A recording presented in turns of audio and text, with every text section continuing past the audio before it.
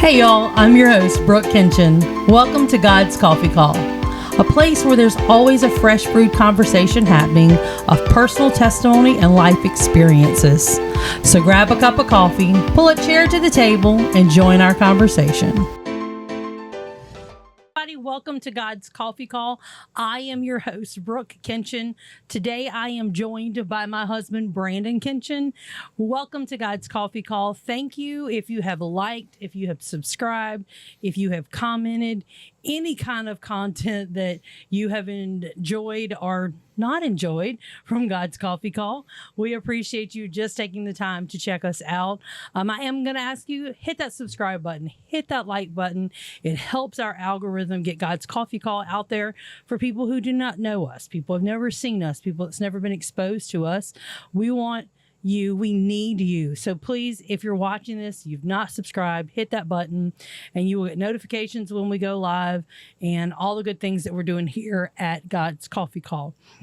This week is week 2 of February, and for the whole month of February we are talking about relationships. Last week we had our friend Chelsea come and she shared her story of relationships, marriage, divorce, blended family, marrying a man of God and how that relationship goes. We talked a little deeper into what makes a marriage work, what makes a relationship work. And we just want to continue this week with digging a little deeper into relationships. Before we get started, I want to say this is not just for married people. We have relationships all around us. We have relationships together. We have relationships with our parents, with our children. Children have relationships with their parents. We have relationship with our bosses, with our pastors, co-workers. All around us is relationship. And we want to dig a little deeper this week into relationship and what does it take to work to make those work. Years ago, I found this book, The 5 Love Languages, which is what we're going to talk about today. Gary Chapman is a counselor. He's an author. He is a mentor to many people. And he was on a plane one day, and this guy sitting next to him asked him a question that just really sparked something in him to put all the knowledge that he has in a counselor into words for married people, for parents with children, for relationship in general. And he wrote it, and it's called The 5 Love Languages. And it's this interesting thing because all around us, creation is in relationship. Like the Lord created us out of relationship. The Lord created nature to have relationship there. I mean, even down to the smallest organisms, they usually have to have some kind of relationship with something to grow. They're an amoeba, right? It's got to attach to something to grow. And all the way up to us as humans and bees, they pollinate the flowers. There's a coming together. There's a relationship that happens. And often, so often, we tend to not always speak the same languages as others. And so before we get too deep in there, I just want to give a few notes that after reading this book that Gary shared, and I'm going to read it from my computer. It says that in all of our relationships, we do 2 things. We give love and we receive love. Just like I was talking about, that amoeba, that bee with the pollen, the insects, the animals in the ocean. Us as humans, one and another come together and we create something and we build something.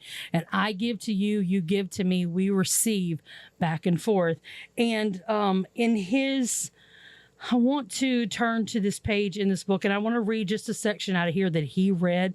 Again, this is Gary Chapman, 5 Love Languages. And this is how the conversation went on that airplane. You jump in here anytime because I just talk. He says, he was on an airplane and this man approached him and he had been married 3 times, 3 failed marriages. And this man found out that Gary was a counselor or whatever. And he says, so let me ask you a question. What happens to love after you get married? And Gary's like, well, What makes you ask that? So the guy goes on to tell him he's been married 3 times. All of the relationships have ended. The first one, like he thought was his love, it was wonderful till they got married, and then it all fell apart. And the second one worked for a little while, but it still just fell apart. The third one, he's like, from the honeymoon, it was over. Like it's just something about that marriage. And so Gary begins to share with him, and he says, he begins to talk to him a little bit about love and listening to these women and things like that. And then the guy asks this question. He says, after his third marriage, it had fallen apart. He said, so my question is, what happens to love after the wedding? He said, is my experience common? Like getting married, divorce, it failing, is it common? And why is it that we have so many divorces in our country? He said, I can't believe that it has happened to me 3 different times. And those who don't divorce, do they just learn to live with the emptiness? Or does love really stay alive in some marriages? And if so, how? Those are some really deep questions there. Like, you have anything to say on that? You want to say anything about that or about those questions? You don't have to. I was just asking. I mean, so this isn't in that book, but I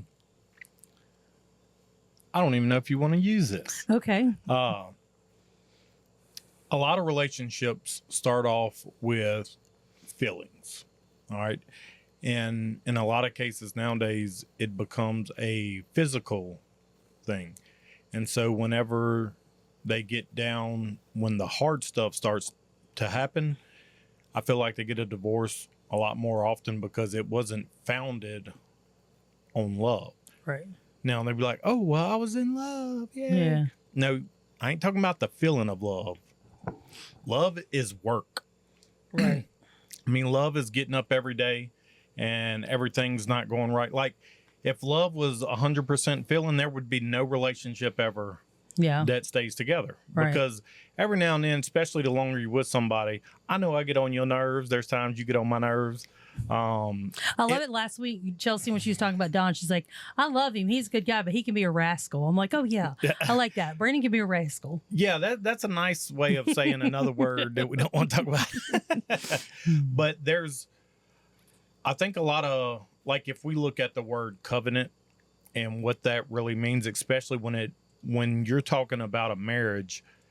Now there's people out there that don't believe in God, that this is not going to make any sense to, and they'll say he don't know what he's talking about. Right. But a covenant is not necessarily between me and you. Mm-hmm. The covenant is me and you making a promise to God. Right. And so that's the covenant that when you're in that and you know the Bible and you have read through it and you've seen how all throughout how people have had to work and things like that, you start to see that love is more than just a feeling. Right. Love is work. Now, in the 5 love languages, those, I'm going to let you talk about those, but those are kind of the different ways that we like to receive love. And most of that is like it takes work to do that. Yeah. Especially if your love language is like your love language out of the 5, your number 1 is my number 5. That means I pay no attention to that. And so it's work for me to do that. Right. But just like anything, if I was to go buy a table and chairs, I'm going to enjoy that table and chairs. I'm going to not love it, but I'm going to take pride in it. It's mine. I want to keep it nice, take care of it, all that kind of good stuff. But if I work and build it, it means so much more to me. Right. Yeah. And that's love. Like when you're working at it, like just the feeling of love is like you going to buy the table. Yeah. But when you build it yourself, that's the work I'm talking about. Right. And it's good work. I ain't talking about work like we don't want to get up and do.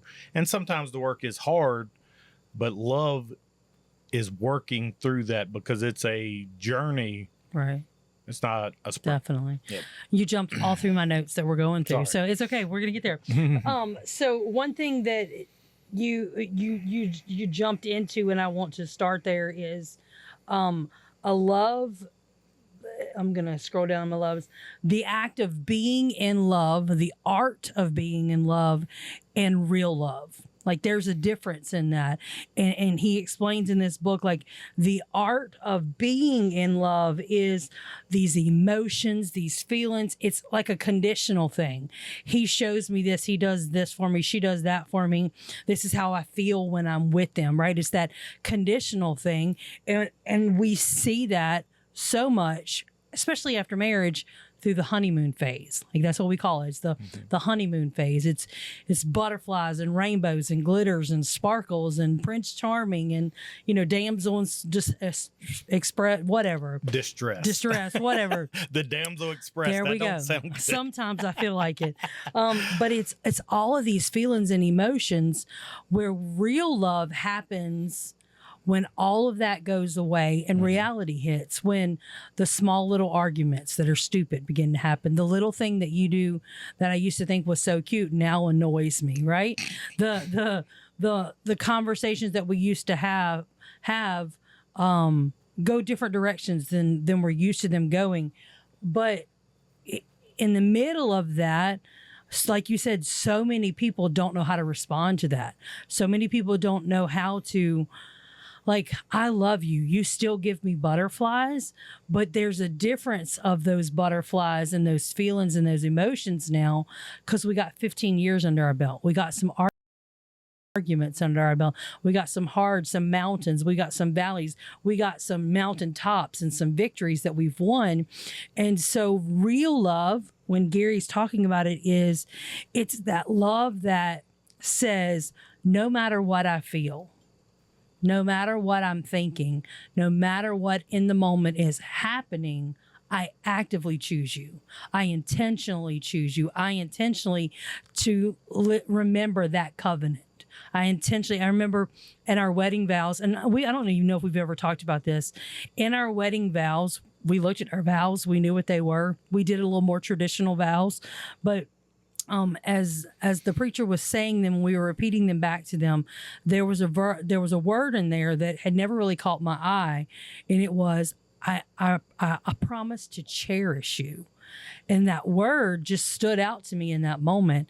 And there have been times in our marriage when we both have been like, Lord, I don't know if this is it. Like, honestly, we both had those conversations of something's got to change or this is not going to work. We got to do things different. You need to change a little bit. I need to change a little bit. We got to figure this out.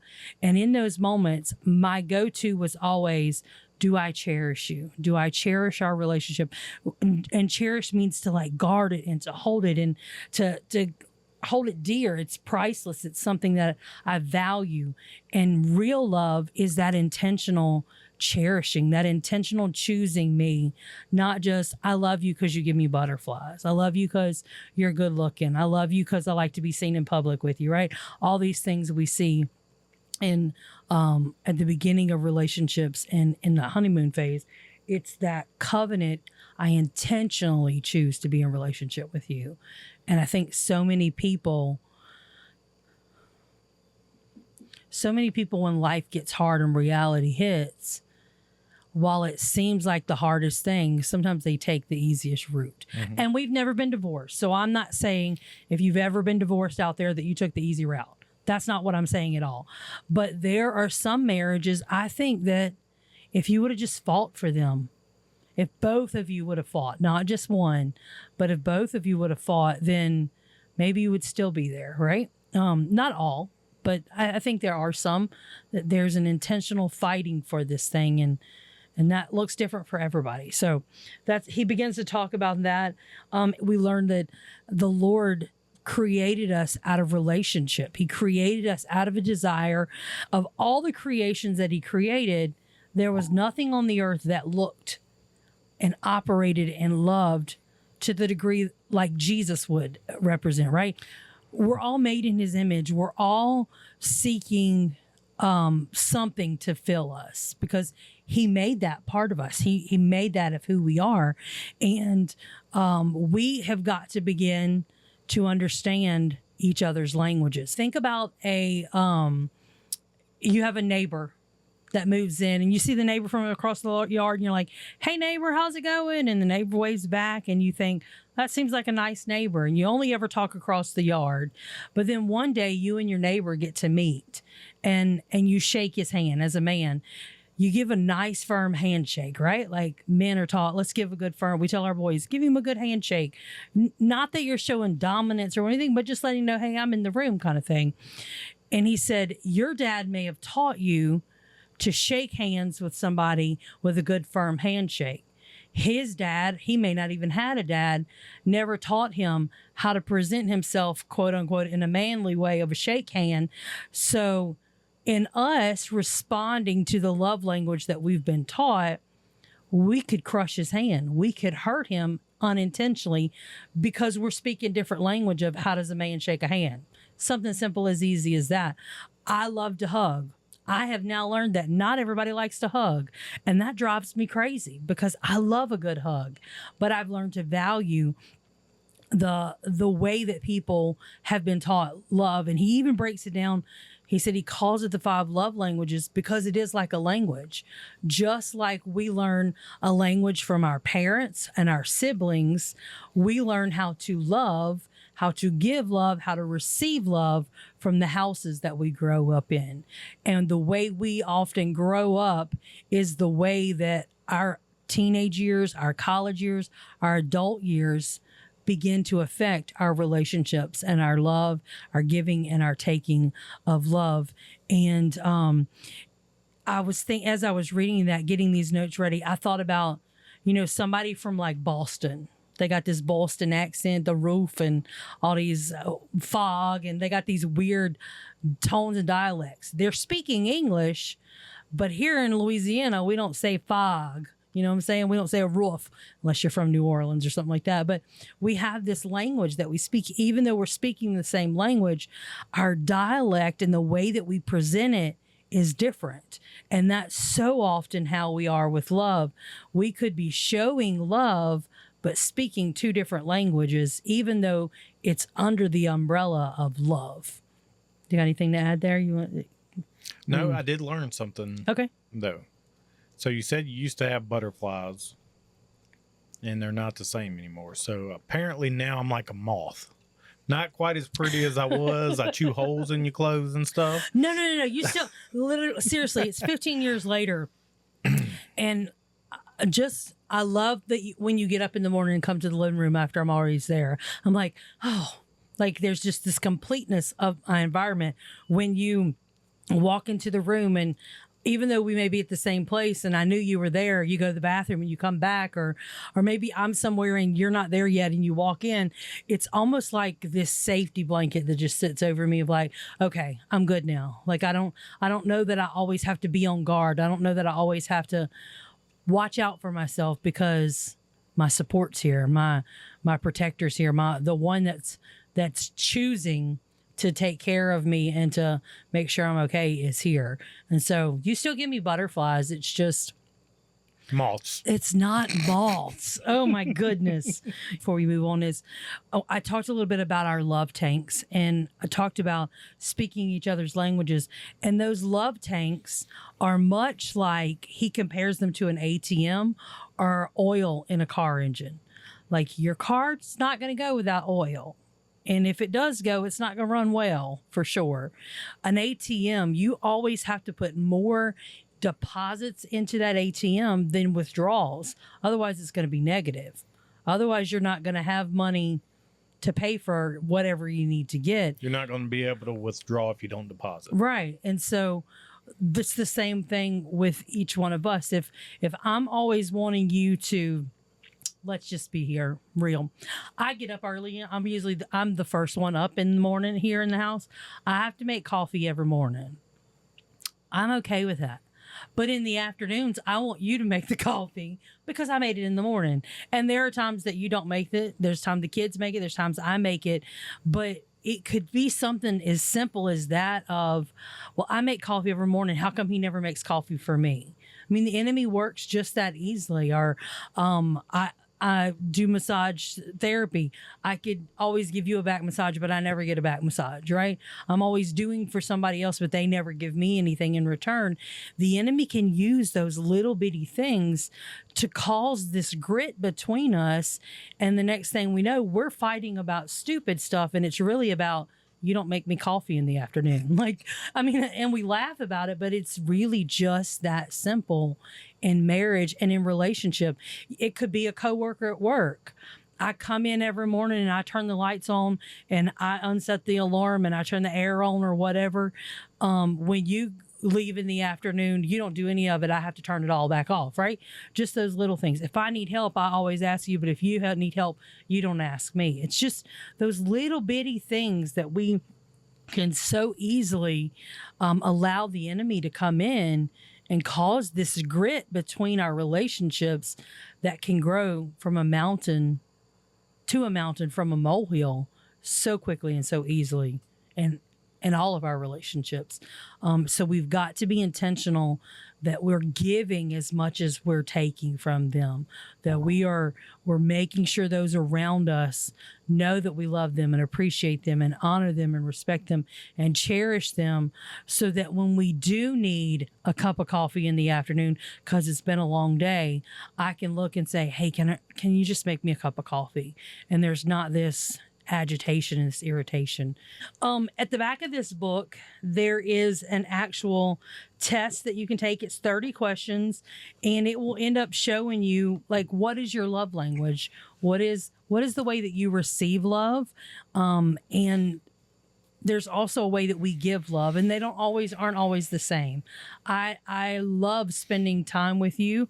I love words of affirmation, but I also, from you, I like to get gifts. I like to hear positive words, different things. So sometimes the way we give love is not always how we receive love. And this book kind of breaks it down a little bit more. We're not going to get into all of that.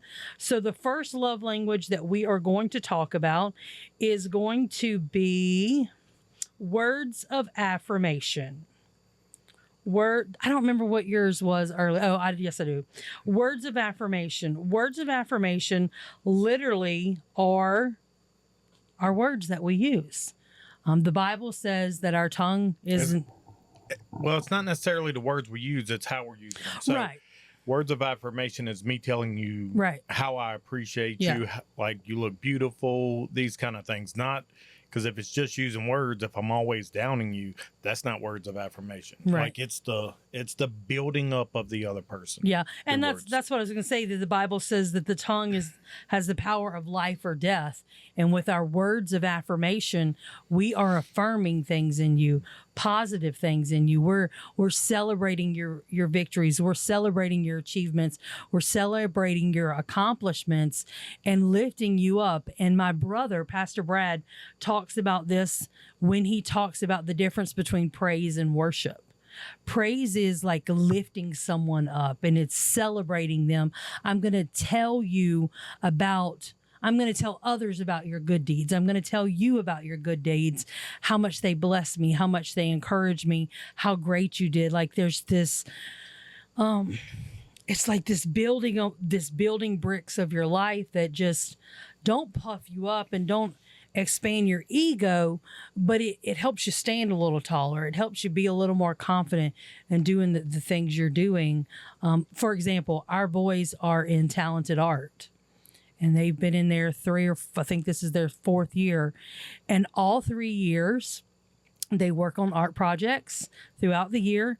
And then they are put their favorite art piece in an art show for the whole parish to see.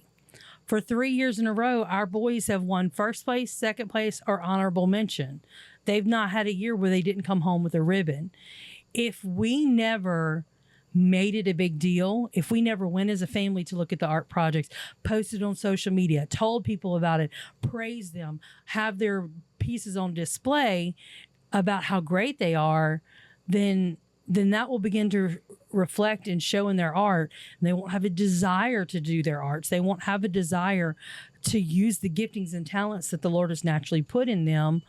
And then therefore we could change the whole directory of their life because we never affirmed them. We never encouraged them in in their art and what they're doing.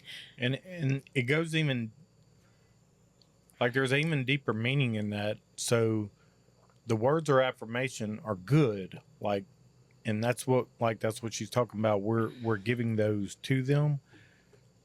But what you don't see in that, like earlier when I was talking about love is work, we love our children. Yeah.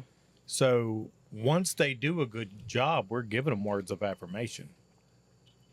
But what you don't see is the months that they've been working on this, the encouragement that we're giving them to try this or try that.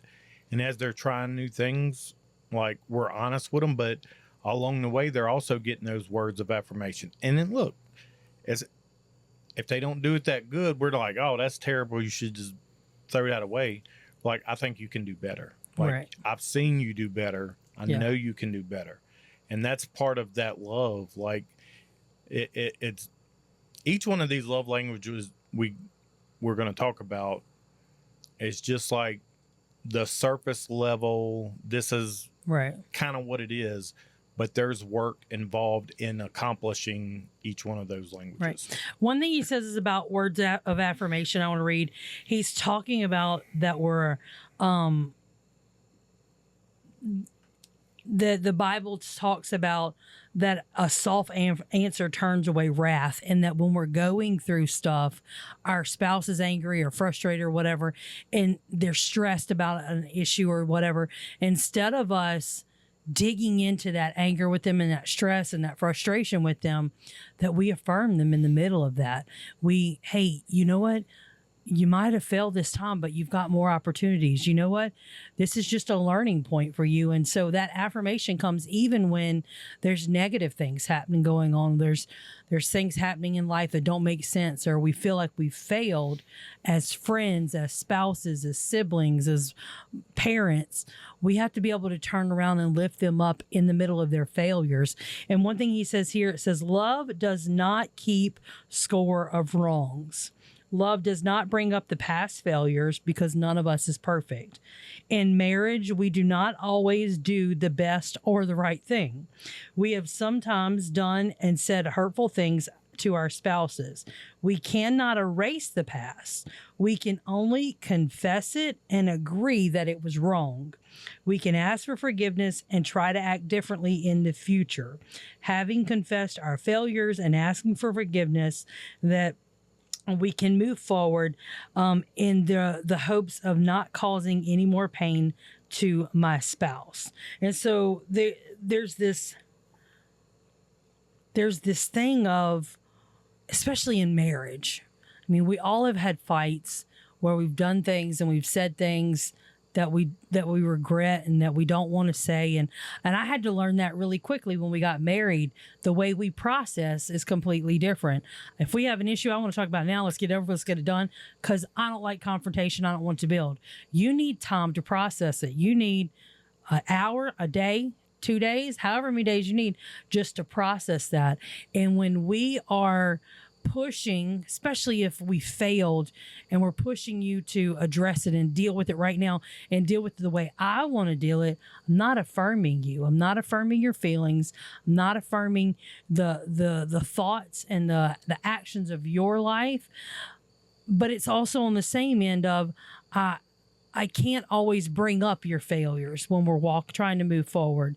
If you have failed in our marriage, if I have said something in an argument 3 years down the road, you can't keep bringing up that argument. If I've acknowledged it and confessed it and asked for forgiveness, we need to forgive it and affirm that within each other, that, okay, we're not talking this way. We don't speak to each other that way. You shouldn't have said that. I shouldn't have said that. Forgive me. That's no longer part of the conversation we're having 3 years later. But I think so often that happens is we so easily can forgive, but we don't forget, right? And I don't think that I'm going to say that, and you may disagree. I don't believe in the whole forgive and forget thing, because I don't know how I can affirm you if I can't forget what you've done to me.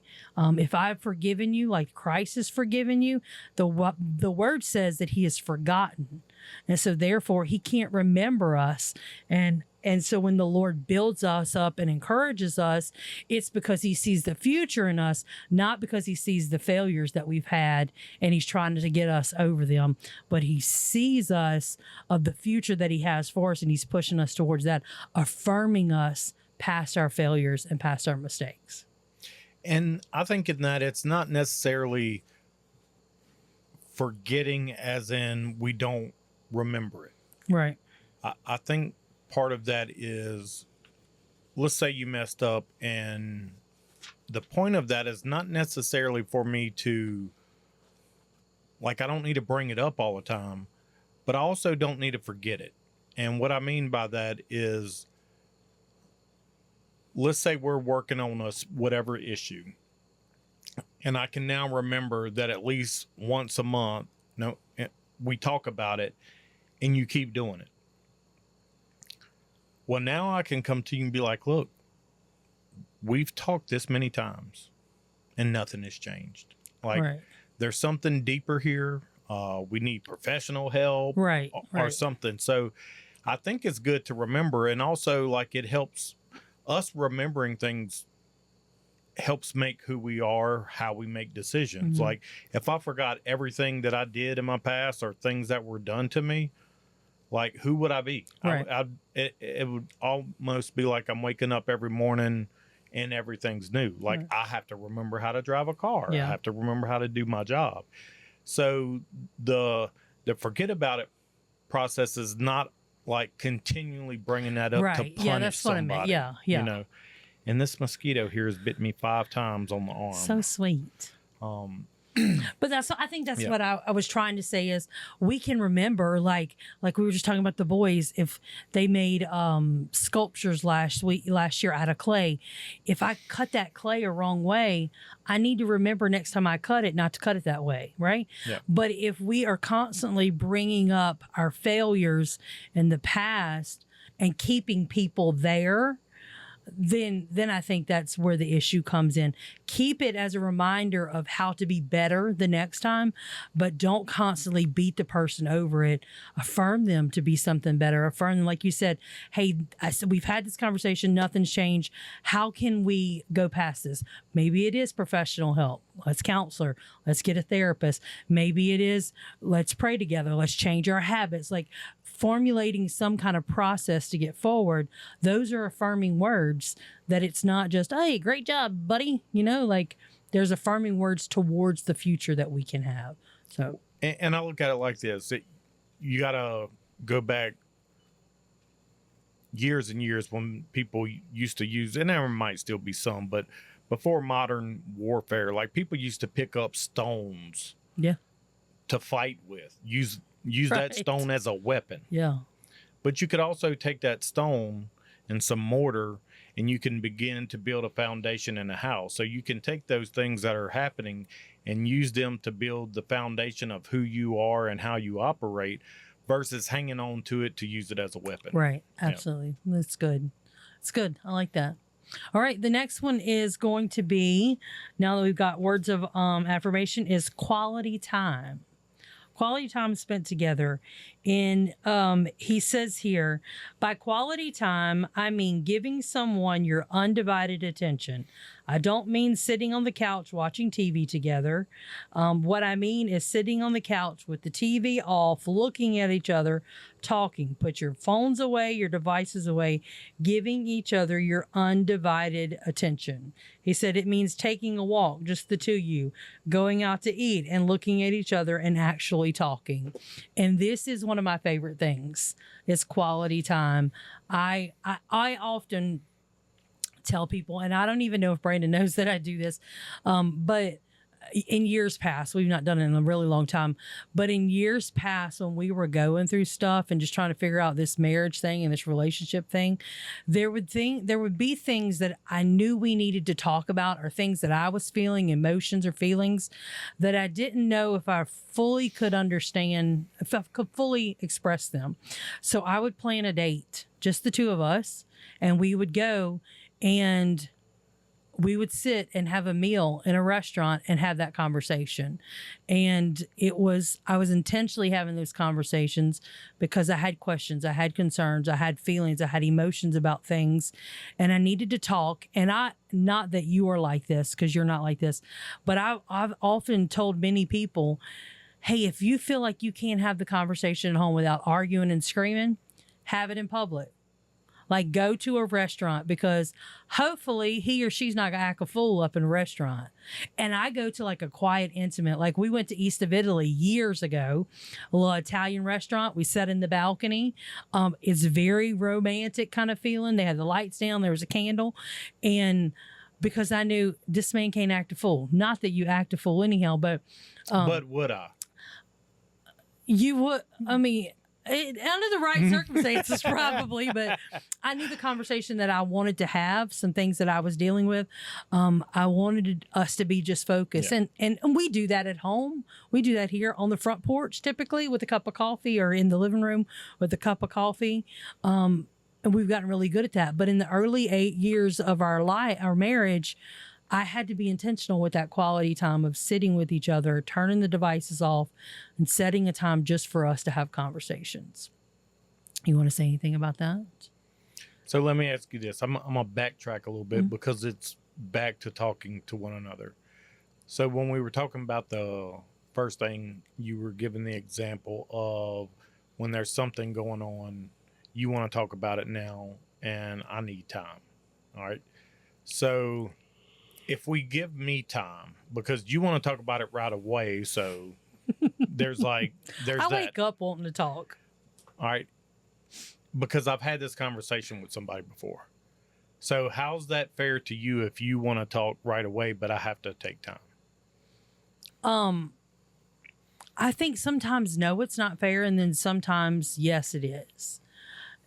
I could easily say, no, it's not fair to me, and say, I want to talk about now. This is what I want to do. But then that seems selfish and not caring about you. But then if I say, no, then it also comes back to being selfish, where it needs to be my way. And I want to talk about it now, not taking into consideration you. So I don't know. I don't know how I would answer that question. What's your thoughts on that? All right. So let's just say you say, no, it's not fair to you, that you do need to talk about it. Well, then it's not fair to me. Right. Okay. Yeah. So how do we navigate that? Well, both sides have to give a little, right. Give some give and take. So what we have learned, especially me, and it's not every situation, but there's certain things that all of us are different, and we process things different. Mm-hmm. But most of the time we want people to process things like we do. So like when I tell stories, people's nodding off because I am a detail person. Right.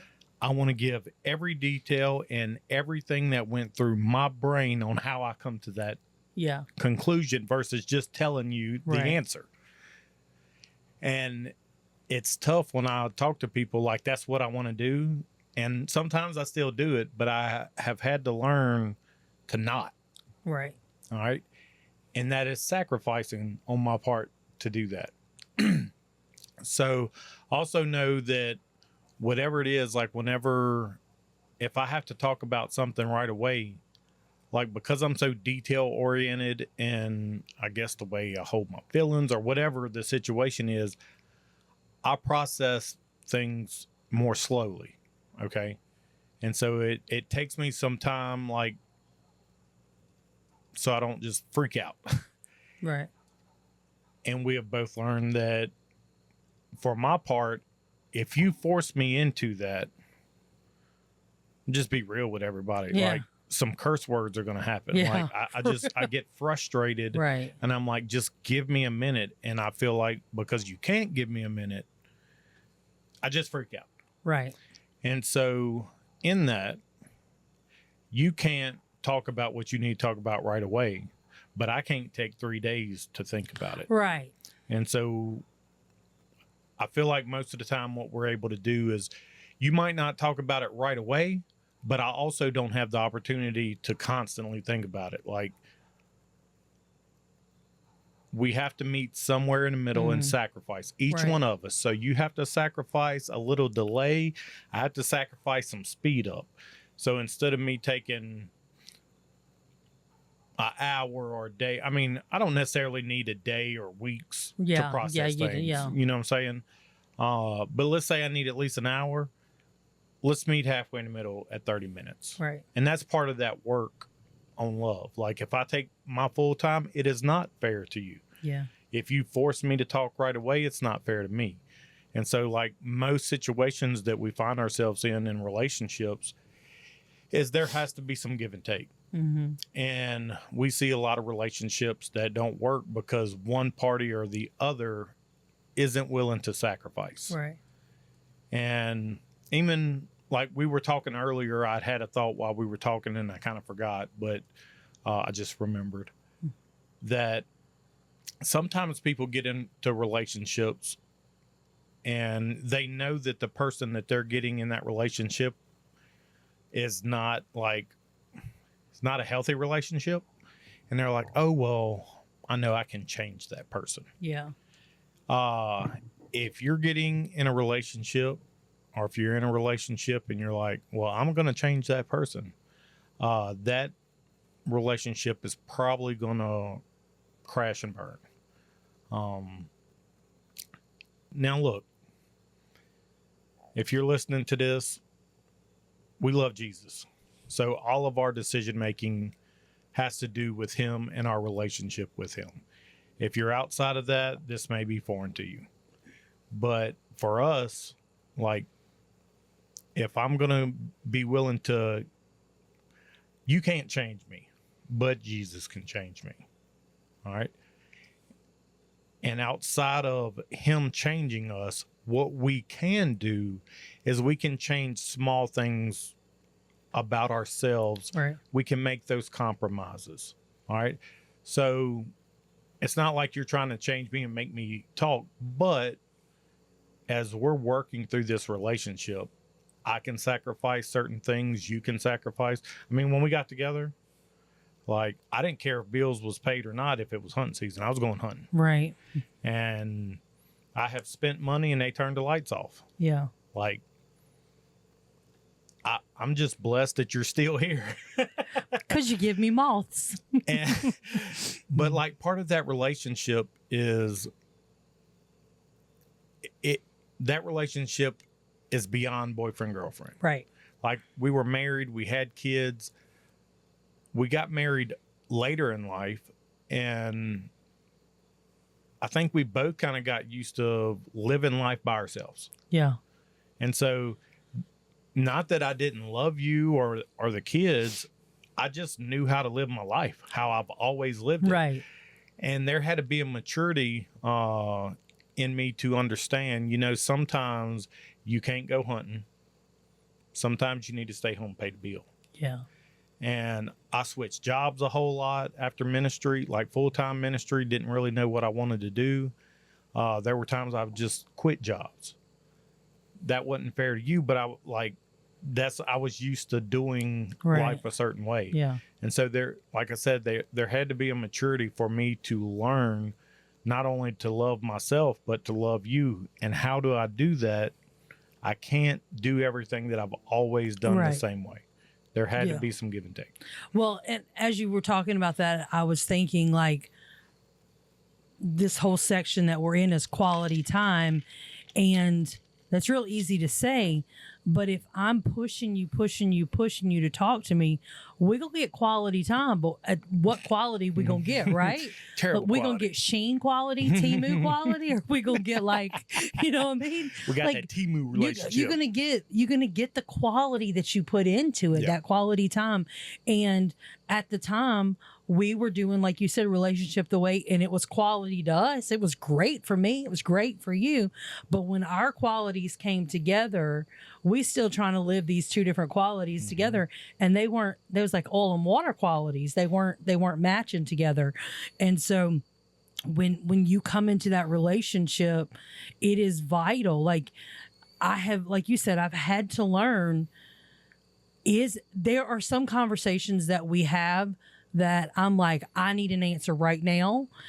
And then there are some conversations that's like, Brooke, it can wait an hour. It really, like, poke the bear or wait an hour. Like, what you want to do? Which is more valuable? Which is more quality? What quality you want to get out of this conversation? And there were days that I poked the bear, and for no reason at all, just because that was my quality of, we talk about it, we don't sweep it under the rug, because that was my mentality. If you aren't talking about it, we're sweeping it under the rug. And I didn't want to sweep anything under the rug. I didn't want anything to be hidden. I wanted our relationship to be pure and open and honest. And my mentality and mindset was, well, if you're not talking to me, then you're hiding something. And I didn't want to be in a relationship where you're hiding something. And yours is like, by God, let me process it, or ain't nothing going to be hidden. We're going to talk about all of it in whatever quality it comes out. But it's taken both of us, and it takes that in a relationship, takes that in friendship. The boys were sharing the other day about one of their friends going through something, and they've noticed some changes and differences. And I said, you know what? Give him some grace. He's going through something right now. Still be his friend. Still be that quality friend. Still play Fortnite together. Still eat lunch together. Still have that interaction and let people process through what they're going through. But we have to really decide, and it's intentionally the quality of our relationships that we want it to be. While a few minutes ago I was looking at this book, and one thing that that Gary says was, quality time does not mean that we have to spend our time together just gazing longingly into each other's eyes. It means that we're doing something together and that we're giving our full attention to the other person. Like right now, we're giving our full attention. We could be sitting here and I could be thinking about, is Kimber taking her shower? Are the boys doing this? What's happening to this? Is this going? All these different things, and not giving you that full attention. But I want to be intentional with that. I want to spend that quality time with you. Another thing he says is, he says, our spending time together is a common pursuit communication, that we care about each other, that we enjoy being with each other, and we like doing things together. I have an aunt and an uncle who are both retired, and they are in their late 60s, going into 70s. Their kids are grown. Their grandchildren are grown. They've now got great grandbabies, and they go fishing together. They absolutely go fishing together, and they love it. And they are intentional about spending quality time together. They don't have to talk on the boat. They can just go sit in that boat and fish all day long. And she's as happy as a lark, and he's as happy as a lark. And it works for them. That's their love language. That's their intentional time with each other. And I think you need to find that for your relationship. 2 years ago or so, we did a pottery class for our anniversary or for Valentine's Day. I don't know. I think it was our anniversary. And we went to a pottery class in Baton Rouge, and I loved it and you loved it. We both had totally different experiences, because I am not good at pottery making, it turns out, and you were excellent at it. And I could have found myself easily frustrated in that moment because I'm not succeeding like you, but it was just, I'm doing this with you. And now we have my oddly shaped cup and your beautiful bowls that are just reminders that we had quality time together, even if it's not necessarily something I necessarily want to do, which pottery was. But sometimes there are things that we do, things that I don't necessarily want to do, but you do, but I want to do them with you. And there are things you do with me you don't necessarily want to do, but you do them because you're with me. And that's the intention of quality time together. And we have to determine what quality do we want our relationships to be. Do we want it to be a toxic quality? Do we want it to be a cheap quality? Or do we want it gold and silver? To get to gold and silver, we got to be refined. To gold and silver, we got to compromise a little bit to get some impurities out of us and work through it. That quality time is so, so, so vital. The last thing I want to Hang on, before you go into that, we're talking about relationships, and earlier you said that it's not just about husband and wife. So me and my best friend, I've told you this story probably a couple times. So each relationship is going to be different. Right. And men's relationships are different with one another. And it also depends on the person. Like, there's people that I can hang out with and we can cook, talk, and laugh and have a great time. My best friend, I told this story and she's like, what? How is that? What? So wild. I went over, I don't remember which one called us, but we wanted to watch a football game together. And so I went over to his house, knocked on the door. He said, come in. I come in. And the game was just about to start. We sat down, we watched the whole game. We probably, like, we wasn't talking to each other. We probably hollered at the TV or the refs or the team or whatever a couple times.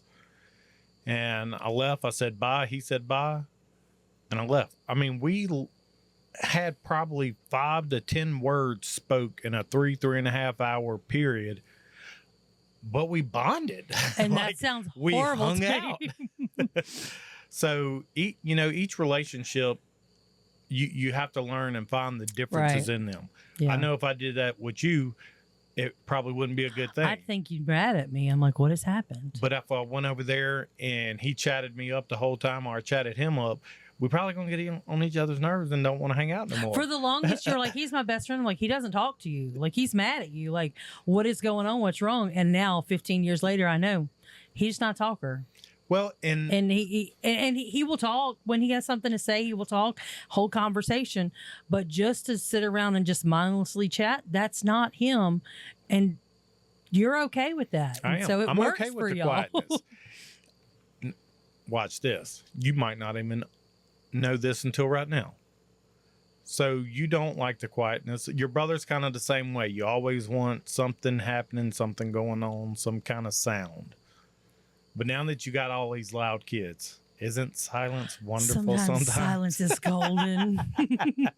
Sometimes it's beautiful. But like going back to kind of how we started this one, when you're in a relationship, let's just say like it's a romantic relationship, as in boyfriend, girlfriend, husband, wife. And it could even be in friendship, but you'll see it a little more with somebody that you're with every day or somebody you plan on spending your life with. Like, there has to be sacrifice on both parts. Yeah. I know I said that earlier, but like we were talking at the very beginning how relationships don't work. Most of the time people come into a relationship and they are who they are. They're non-apologetic about it. And it's going to be how I've always been, with no change whatsoever. And those relationships don't last. Sometimes people's like, well, I'm not going to change who I am. It's not about changing who you are. It's about sacrificing a little for the person that you care about and them sacrificing for you. Yeah. And in that situation, there is a middle ground, a happy medium that you guys are able to make that relationship. Yeah. In my notes that I had that I didn't read earlier, but it was I had made a note of, like, when we come together, I don't come together for you to complete me. Like, I want how it should be. We shouldn't be coming to each other for each other to complete each other. I want to come to you. And I stress this all the time, why I think people shouldn't be getting married early, or why you shouldn't be going from one relation to another relationship until you understand who you are. Who has God called you to be? What is he calling you to do? And I wish I would have done this a little better. What does your bank account look like? What do you have a house? What's your credit look like? Like, not saying that you'll ever fully be ready to be in relationship, but I don't want to come to you so broken that for the first 5 years of our life, it's like Humpty Dumpty. You trying to put me back together, because you're not Jesus. Like, even the kings, horsemen, and men couldn't put Humpty together back again. Like, Jesus is the only one that can do that. So if I spend some time with Jesus and he puts me back together and you're whole, when we come together, we two halves and we just make a whole together. I wrote in my notes as 1 and 1 plus 1 equals 2. Like, we come together and we just make this beautiful thing that the Lord can use, your qualities and my qualities, that will just expand and grow further and further and further to advance the kingdom. But I can't come to you needing you and the quality time that we have together to heal me. Did you? There were things in me that were broken that I didn't know were broken. There were things in you. That's part of that relationship. But if we're just trying to come together and taking two broken eggshells and scramble them up and make scrambled egg sandwiches, like scrambled egg sandwiches are good, but at the same time, like they're not durable. They're going to fall apart, and so many fall apart because of that. So when me and you first got together, there was some healing that you needed to do from your ex-boyfriend. And if you remember, like,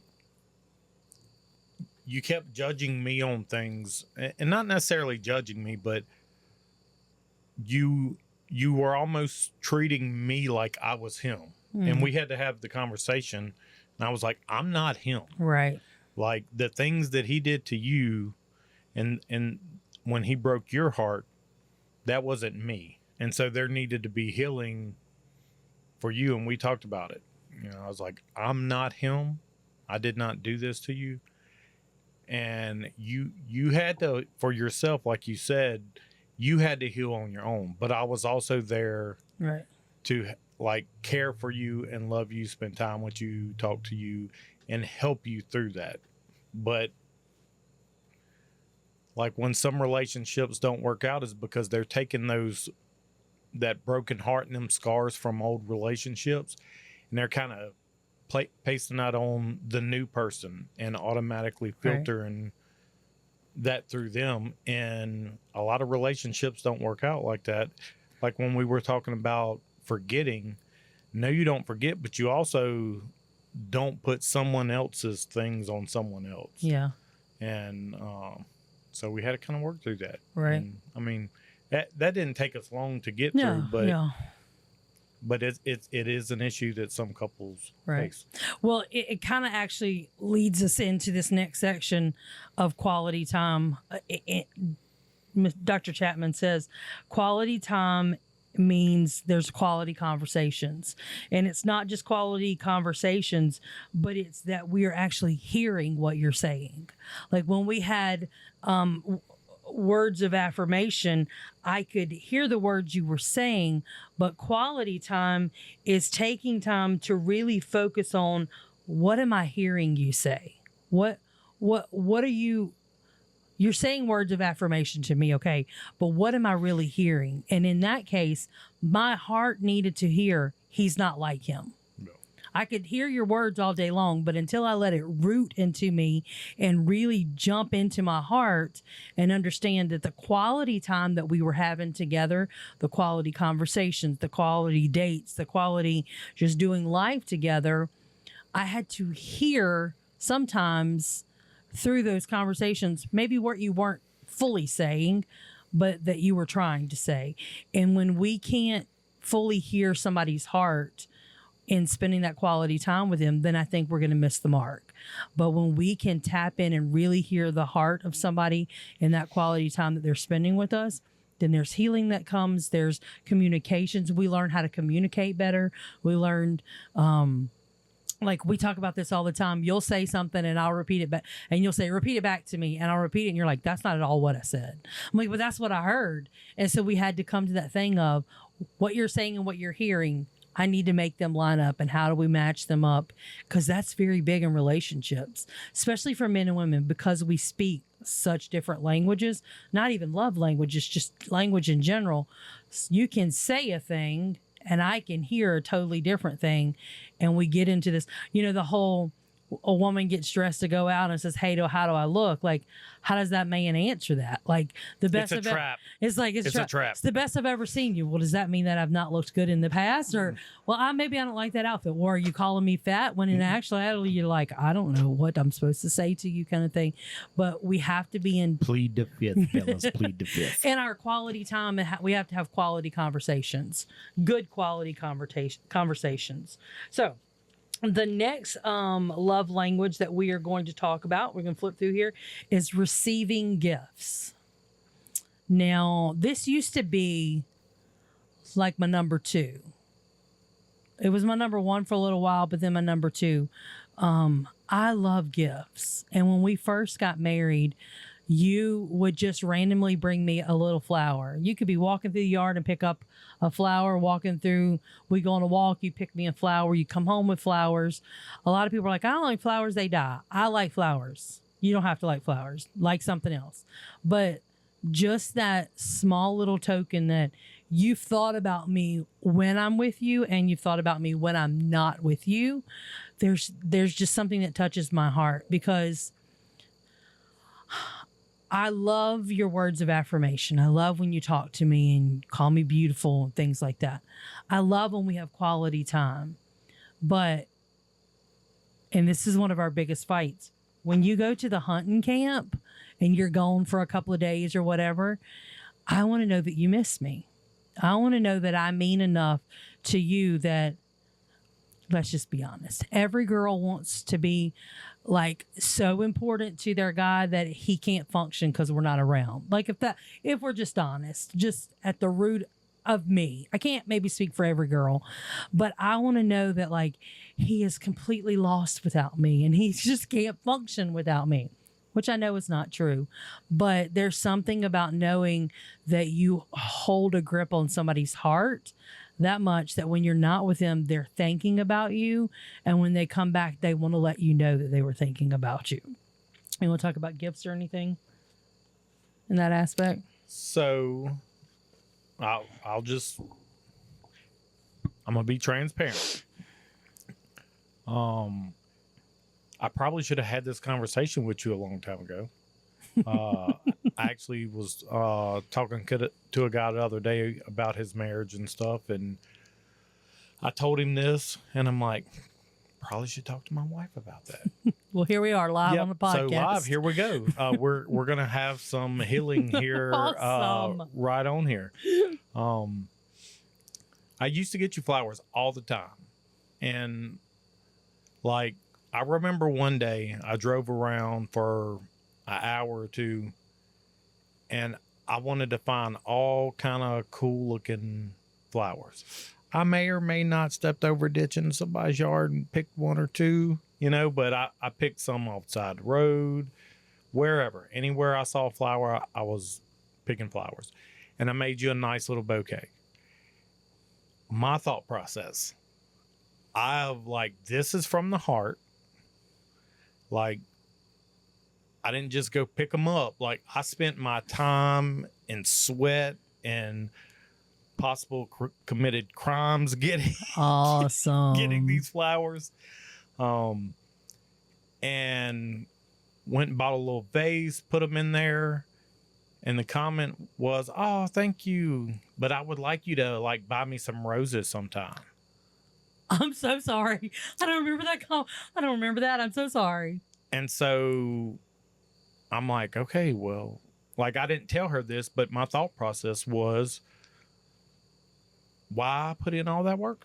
Oh, honey. Why put it in, And so I hardly have ever picked you any flowers since that moment. And I'm so, yeah, we should have a healing moment here. I'm sorry, for real. Like, I mean, let's just chalk it up to like postpartum. Because we had 3 kids. Maybe I just wasn't in my right mind. Who knows what I was going through. But I do appreciate you. I love when you give me flowers.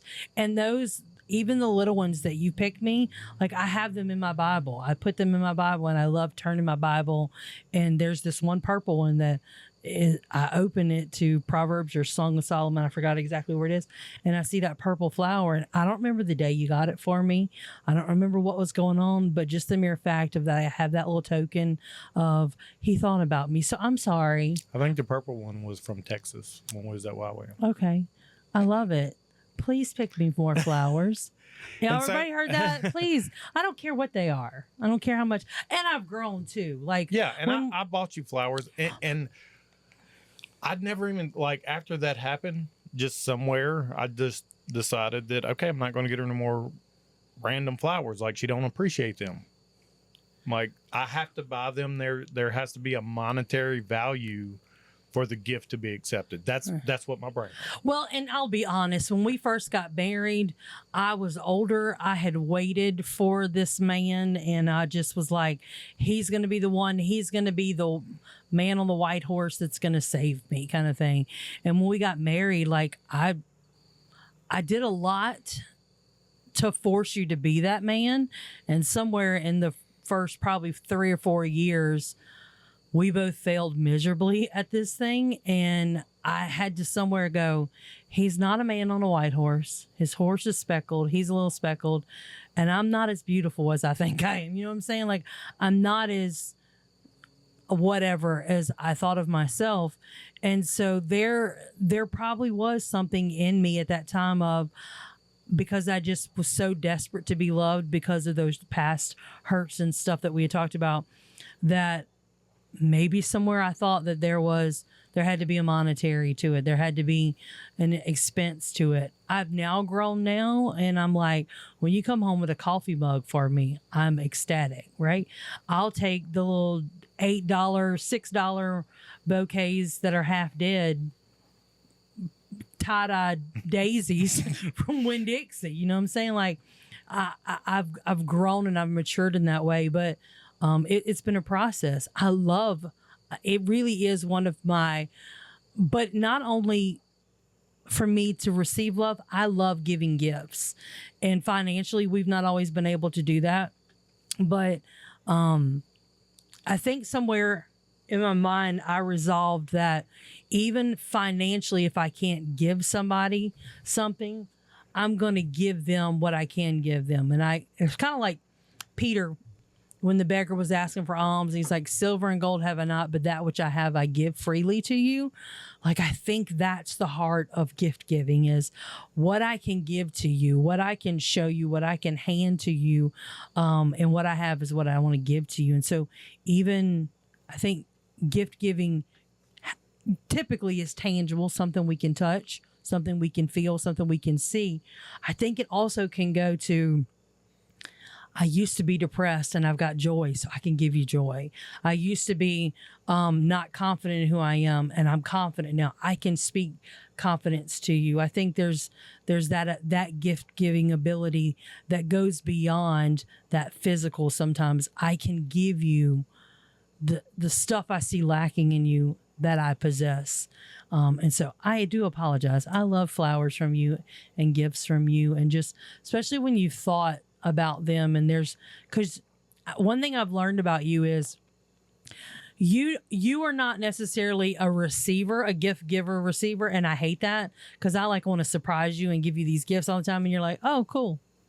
And I'm like, I want it to be like special. And you're like, hey, just give me some money and I go buy my own gift, which is totally okay.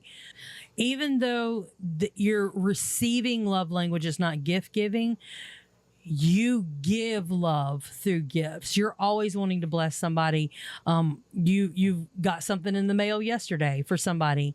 And I was like, oh, cool. What's that for? And you told me, and there's this story behind it. Like, when you do give gifts, which is a way that you show love, there's always a story behind it. There's always thought behind it. It's really rare that I've seen you give something just to give. Like, the Lord has shared with you, you've had something in your heart, God spoke to you, you've watched, observed, because you're a watcher, you've observed something about people. And that's earlier when we were talking about how you give love and receive love can be different. And you're a prime example of that. You like getting gifts, but you don't have to get a special gift, but you are a giver. You love to give, and that's beautiful. So. And like, going back to when that whole situation happened, like, I failed in that, because that's been years ago, years. And I never said anything. Yeah. Like, communication, there has to be some good communication. And I needed some time to process it, but I didn't need like 6-8 years to process it. Here we are. And like, as I'm looking at it right now, it's almost like, not that I never felt like it was a grudge. Right. But by me never talking, I kind of made it a grudge. You know what I'm saying? Yeah. Like I never had grudge feelings. I just like, well, if she don't appreciate me like that time and all that, I'm just not going to put that effort in anymore. Mm-hmm. You know? But then it wasn't fair to you because I never had the conversation with you. And I honestly forgot all about it. And when I was ministering to this guy the other day, like I didn't go into our conversation with that, like in the chamber. It just, the Holy Spirit used it. Right. And I'm like, okay, well, I know me and Brooke's going to have a podcast. Maybe I should talk to her about it before then. I was like, nope, it's going to be right. I wanted to do it where people could see real. Well, and I think too, on the other end of that is, I have no idea, but if my major love language was gifts and you're no longer giving me gifts, then here we go again. The enemy jumps in and says, oh, well, he used to treat you this way. He used to do this for you. And I don't remember that conversation. And so I'm thinking, well, what's changed? Who's he giving gifts to? Who's he? And especially, this is not in our case, but in other cases, if there's been infidelity, or if you have come from a relationship where there was infidelity, there was not trust, and or your relationship, you don't know if you trust that person, then the enemy now comes and goes, well, he's not giving you gifts, so who's he giving gifts to? He's not sending flowers to you. Who's he sending flowers to? Who's he picking flowers for now? Because he used to do that all the time. And so the enemy is always looking to use our love languages against us and just totally taint it in ways that, if we're not aware, it could easily go. And I think a lot of times when you look at people who've been divorced, taking out the whole domestic abuse issue, taking out the abuse portion of marriages, because there are marriages that get divorced that never have abuse part of them. A lot of them, I think, they just don't understand love languages and how to respond to each other and how to communicate to each other and how to give and take from each other in a healthy, valuable, life-giving way to each other. And unfortunately, we end up with more people divorced than stay married these days. And communication is number one, because these love languages are a form of communication. Right. And I know it was right around the same time. It might have even kind of been, I don't remember if it was the same day. But me and you were actually talking about this the other day. Because I used to get you journals all the time. And you made a comment to the kid. You're like, your dad used to get me journals. He don't give me journals no more. Like, she wasn't like trying to belittle me because we had just got some journals and we were just talking. And she was kind of giving me a little poke on like, start giving me some more journals. So like, I didn't have any bad feelings about how you said that. I knew where you were coming from. And I brought up the black leather journal. Now, I went and I never did any kind of leather work. Several years ago, like years 5, 7, 8, something like that. So I bought some 7. leather. Yeah. I bought needle and thread, and I bought some like heavyweight paper and stuff like that. And so I took this paper and I like hand ripped all the little edges on it, dipped it in coffee to make it look old and stuff. Cut out this journal cover, and I've never done that, so it was like all that was new. And then I'm like, okay, I gotta sew. I gotta figure out. And so like I sewed the pages into the leather. I remember sewing a red heart on the front. I don't remember what else. Some kind of red stitching on the front. Yeah. And like that took me. Like that whole process was like 3 or 4 days to like get it to that part. And it was probably a week once you add all the sewing in. And the thing was, I was having to do it when I was home. And so I couldn't do it in front of her. So I had to wait till she was gone somewhere, or if our work schedules were different. I know probably around that time, I worked 4 days on, 4 days off. And so I'd work on it some of the days you wasn't home. But just like the flowers, like you did appreciate it, but I never saw you write in it, never saw you talk about it. I'm like, and when we were talking the other day, she cherishes it. I cherish it. And he, like, it's beautiful. It's one of my favorite things I've ever gotten. And it's so beautiful. I don't want to write in it. I don't want to, I feel like I'm going to devalue it because it's so precious. It's so beautiful. And so I've got it like tied up in like my little memory box. And he's like, I made it for you to write in. And so then I'm like, okay, well, maybe I need to write in. But like I was torn, but it was so beautiful. And it's like, I cherished it, like you said, that I'm like, I can't, he worked so hard on this. I don't want to just write in it. And you're like, that's the intention. Like that was the whole purpose of it. And so communication's totally key. Like communication, 9 times out of 10, most of the things that we go through can totally be avoided with communication. Quality communication. And just like you said earlier, the enemy will try to find a way in because you're cherishing that piece and love it so much that you really don't want to mess it up. Yeah. I put everything I had into it and I want to see you use it. And neither one of us had like ever told each other that. Yeah. And so like I had a little bit of offense there because I'm like, bro, like I'm spending so much of my quality time making this thing and you don't appreciate it, where she actually appreciates it so much she don't want to write it. I don't. I'm going to write it. I'm going to start using it. We didn't have that conversation. Right. And I never expressed those thoughts and those feelings. And so I automatically took it as offense, which absolutely buried some kind of little weed root down in there. And then you add that one on top of the little flowers. And then if we never talk about it, then pretty soon, like I'm not spontaneous, I'm not romantic anymore. Right. And that's not the way it should be. Like if we communicate that and see that it's not really an issue, then we uproot them weeds and get them out of our life. Yeah. It's good stuff. Good stuff. Quality time. Quality time. Quality time. Well, the next one that we are going to jump into is called Acts of Service. And any mom, most wives, especially stay-at-home moms, I would assume, this has got to be their number one.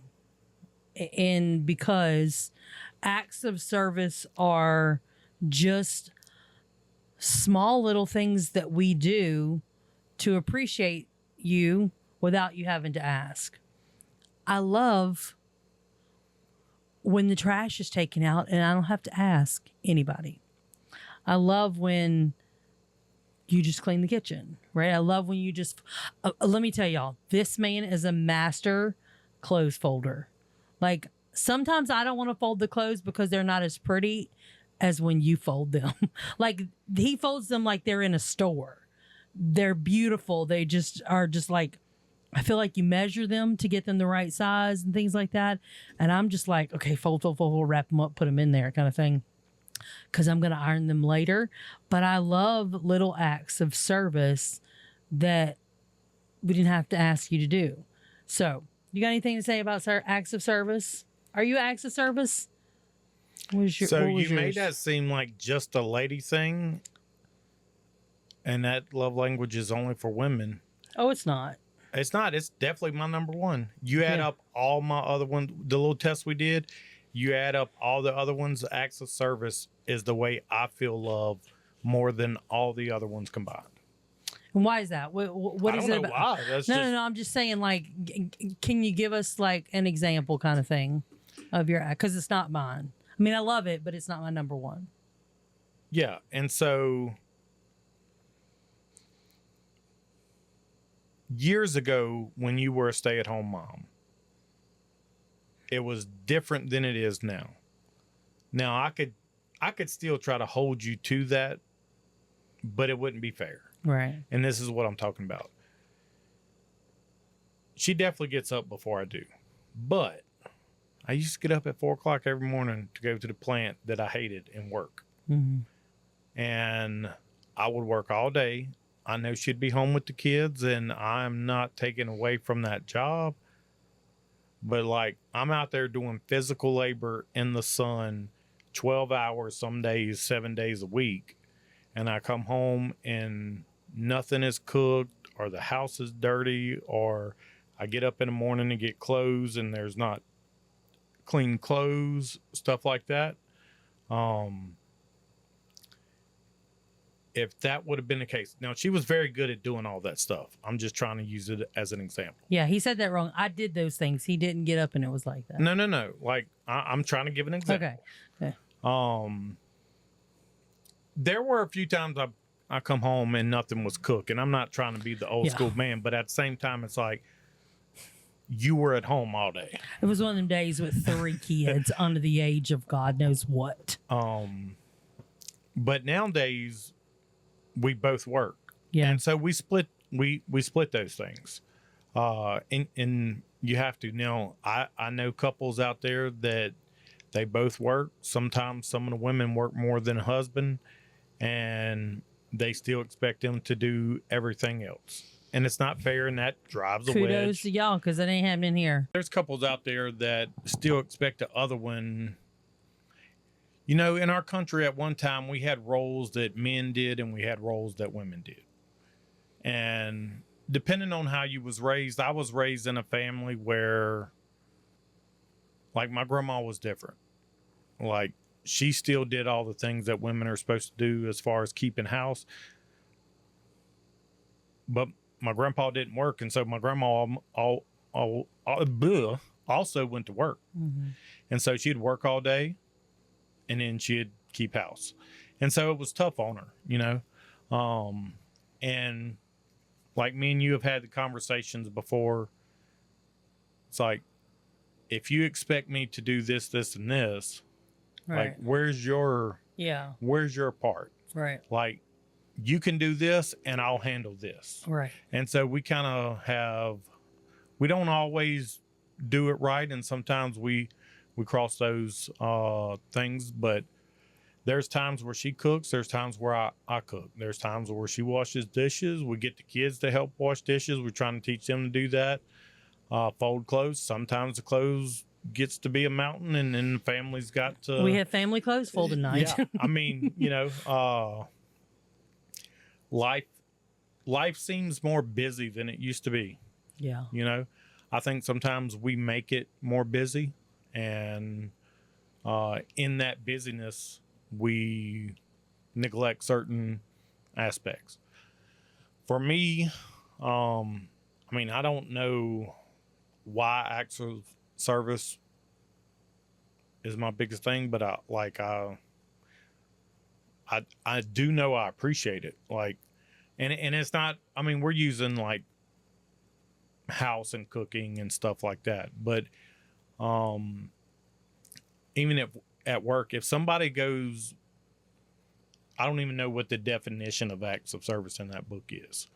But if somebody does something that helps me or maybe makes what I'm doing easier. Yeah.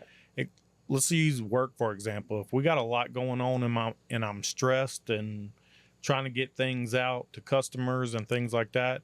And to me, if somebody's doing their job and I don't have to tell them, hey, you've done it this way 50,000 times, and then all of a sudden you've forgotten how to do it. Like, what's up with that? Right. Let's say they can just keep doing their job. That's an act of service to me. It's something I don't have to deal with, you know?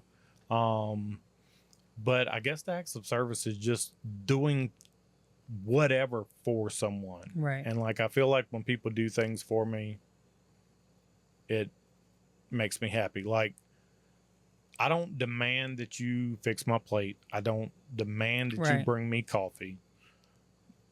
Like, that's not who I am. Yeah. I've seen that in relationships where it's a mandate. Right. I've never mandated that. No. And there's times where I fix my own plate, but there's times where you do fix my plate. Yeah. And I didn't ask. No. Sometimes I do ask, hey, Right. well, whatever. Yeah. But most of the time,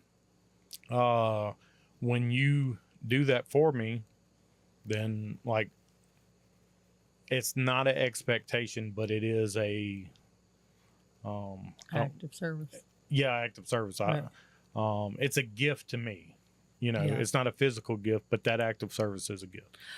I will say this: acts of service is not my number one love language. I love when you do things, but it is my love language in how I give love.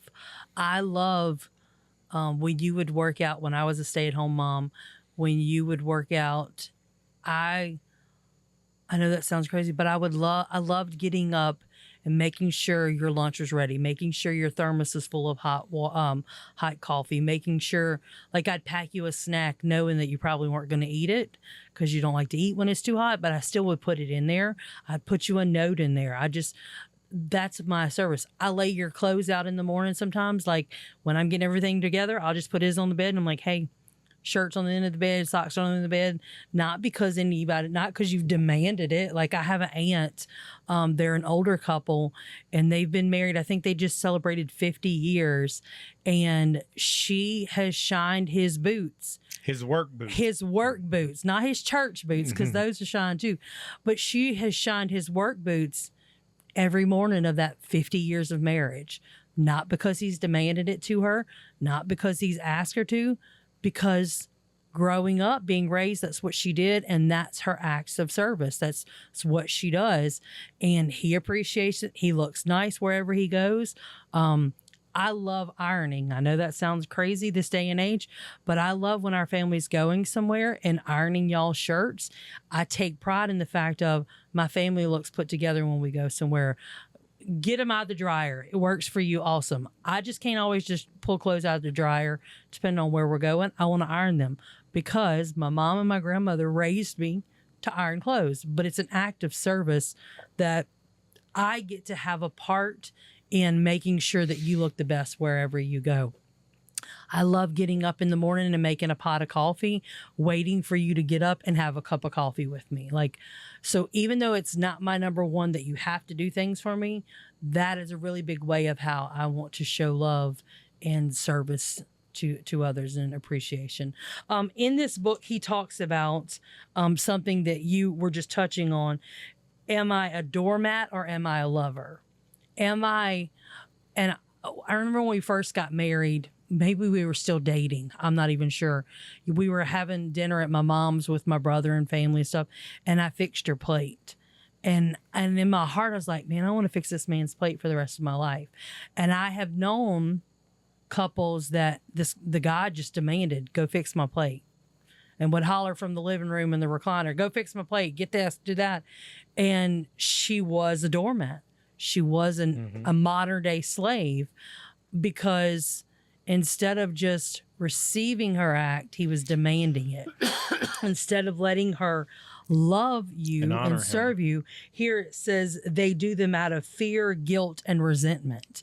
And I never want you to love me and give acts of service to me because you feel guilty, because you feel like you need to do that, or because there's resentment. You don't want me to resent you or something like that.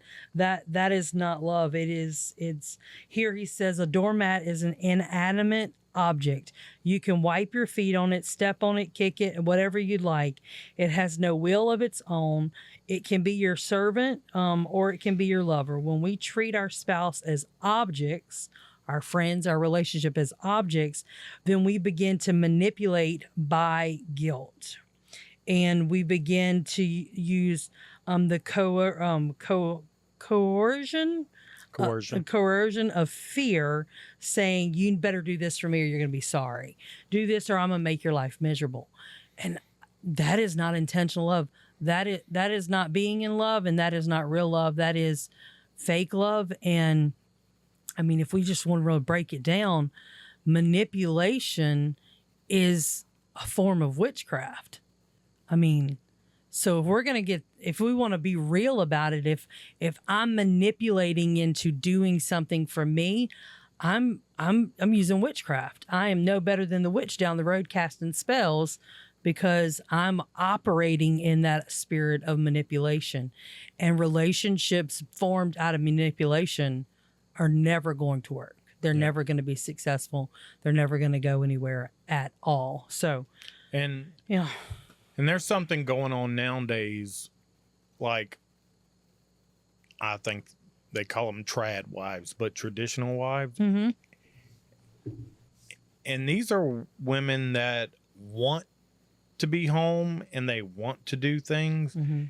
In today's world, are just like think that they're demons or something. Right. Like, so do I believe at one time wives were expected and kind of used as a doormat to keep houses, so to speak? Well, yeah, I've seen it with my own eyes. Yeah. My grandpa used to scream, "Coffee!" until my grandma or me or somebody brought him some coffee. Right. Like it was a demand, you know. But if there's house things, like when you're in a relationship, to me, whether you're a man or a woman, if you just decide, and I see it more in the women because like our culture is saying, well, you don't have to wash clothes, you don't have to wash dishes. Right. We've done it for this many years, it's their turn. Don't listen to that garbage. Right. Like, I mean, there's some give and take, guys. If you ain't willing to do some of that, that's garbage. Like, yeah. I mean, so I wanted to leave home early. Like when I turned 18, I moved out. Like, right. I was ready to go. I was ready to be on my own. And so I had to learn how to wash clothes. Did I wash some reds with some whites and end up with pink clothes? I did, because my grandma took care of doing, as the old school, doing the wash. Doing a wash. And so I never learned. I remember there was a couple times where like I would get clothes out for her and stuff like that. Or she would have clothes in a basket and she would tell me put those in there, but I still didn't know how to do it. I did have to learn to wash dishes, but she did them most of the time. But there would be times where I did it. We cut the grass, we took the trash out and aired up tires and weed-eat and all that kind of, like, we kind of had our stereotypical roles. But in that whole process, like nowadays it like, let's use ironing for an example.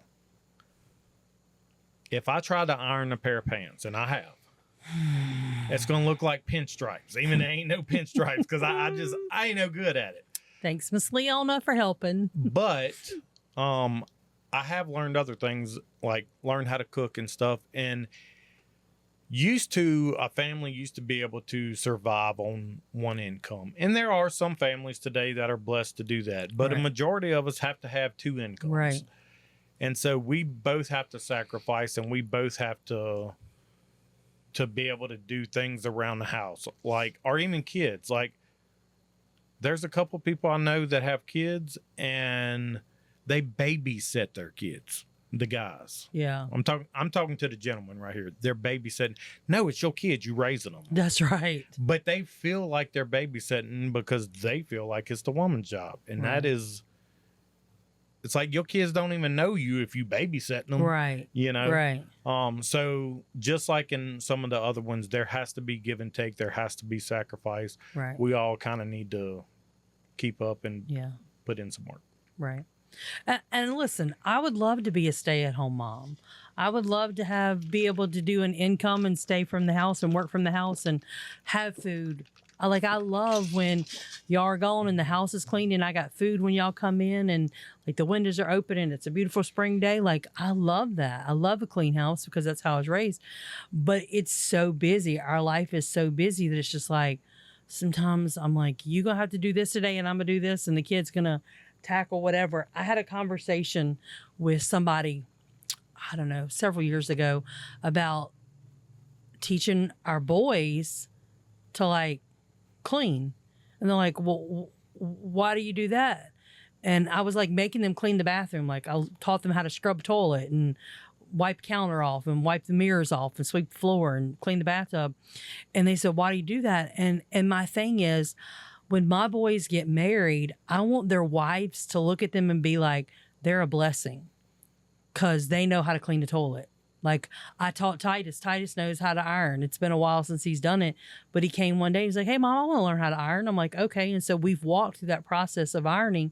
So when he gets on his own and I'm not there, he knows how to present himself.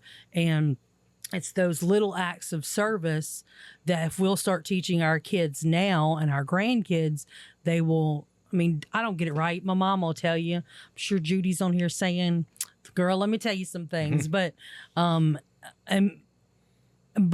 just, and listen, there are times that I call my mama or I call your grandma and be like, hey, we're going somewhere really important. I need us like crisp ironed. Like I know my limitations. I'm like, I need a Judy or a Leona iron on this shirt or on these pants.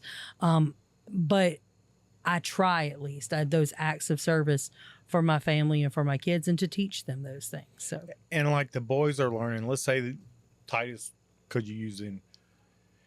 He gets married and his wife insists on doing that. Like she wants that to be her thing. Right. As honor, like you do this, I'm going to do this.